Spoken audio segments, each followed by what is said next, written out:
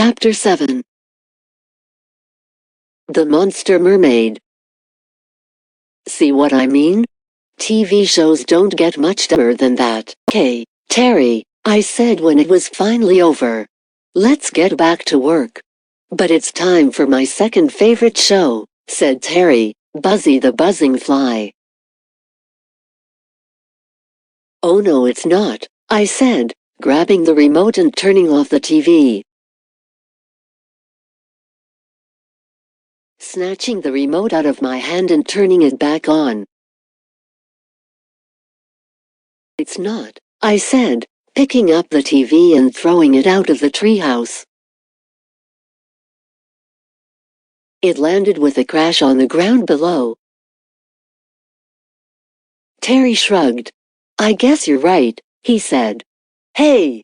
yelled a voice. That almost landed on my head. Oops. I peeped over the edge. It was Bill the postman. "Sorry, Bill," I said. "It was an accident." "That's all right," said Bill, chuckling. "Delivering mail to the 13-story treehouse is always an adventure. Is young Terry there? I've got a parcel for him, special delivery." "Yay," said Terry, sprinting for the ladder. "I'll be right down."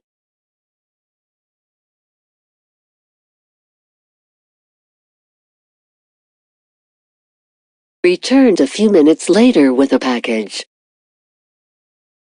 "My sea monkeys," he yelled as he opened it. "They've arrived at last."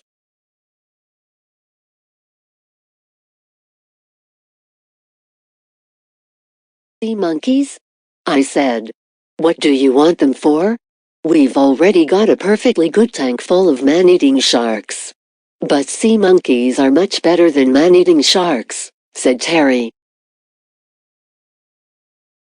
"Sea monkeys have 3 eyes, they breathe through their feet, and they build vast underwater kingdoms. Sharks can't do any of that. Sharks don't even have feet. I'm going to make my sea monkeys come alive right now." "Not so fast," I said. "We've got a book to write, remember?" "I know," said Terry. "And I promise I'll get to work right after I've hatched the sea monkeys. They come to life instantly. All I have to do is add water. Please. Please? Please?" "Okay," I said, "but hurry." "Sure thing," said Terry, rushing to the elevator. "I'll be right back." I waited for a long time. And then a really long time. And then a really long time. But he didn't come back. Eventually I found him down in the secret underground laboratory. "What are you doing?" I said. "I thought you were supposed to be adding water to the eggs." "I am," said Terry. "I've just finished making the apparatus that will help me measure the exact amount of water I need. Too much and the sea monkeys could drown. Too little and they could suffocate. But you said hatching the eggs would be instant," I said. "And it will be," said Terry, "just as soon as I add the water. Now stand back." He pushed a button and the water dripped out of the machine, drop by painfully slow drop by even more painfully slow drop. Finally, about 1,000 million trillion gazillion painfully slow drops later, it was done. "At last," I said. "Add the eggs, quick, and let's get back to work." "Sure," said Terry. "I just have to purify the water." "How long will that take?" I said. Terry looked at the packet. 24 hours. "What?" I said. "But that's a whole day." "Don't be silly, Andy," said Terry, laughing. "There aren't 24 hours in a day." "Yes there are," I shouted. "And if you think I'm going to let you waste any more time on these stupid sea monkeys, then you're out of your tiny, pea-brained, numbskull-sized mind."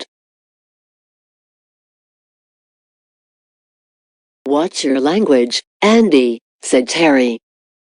There might be children reading.